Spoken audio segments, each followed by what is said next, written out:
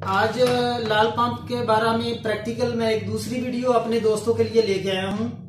पहली वीडियो में मैंने बताया था कि ये आप इसका प्रेशर तेज कैसे कर सकते हैं। अगर इसके बावजूद भी आपका पानी का प्रेशर तेज नहीं हो रहा तो आप इसको खोल के आसानी से कैसे ठीक कर सकते हैं। एक तो मैंने बताया था ये आपका कैप है, इसका लीकेज हो या यहाँ से लीकेज हो या यहाँ से लीकेज हो।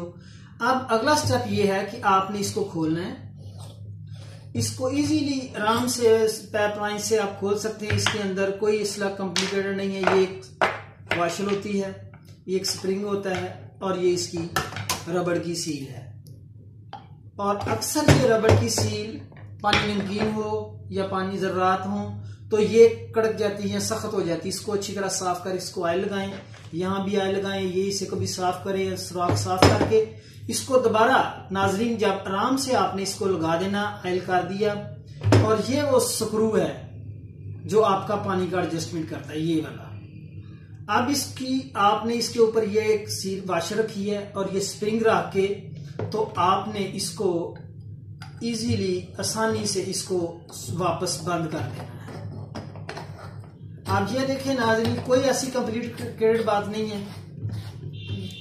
और इसके स्क्रू से ये सब कुछ करने के बाद भी अगर मोहतरम नाज़रीन आपका पानी का प्रेशर पंप का तेज नहीं हो रहा तो फिर आपने चेक करना है कि सील हर चीज चेक की है तो फिर पंप को चलाएं और इसके आगे हाथ रखें। जब आपका ये हाथ अंदर को खींचा जाए प्रेशर से तो इसका मतलब है कि आपके इंजेक्टर सील हुआ, उसके अंदर कचरा है वो ब्लॉक हो गया है।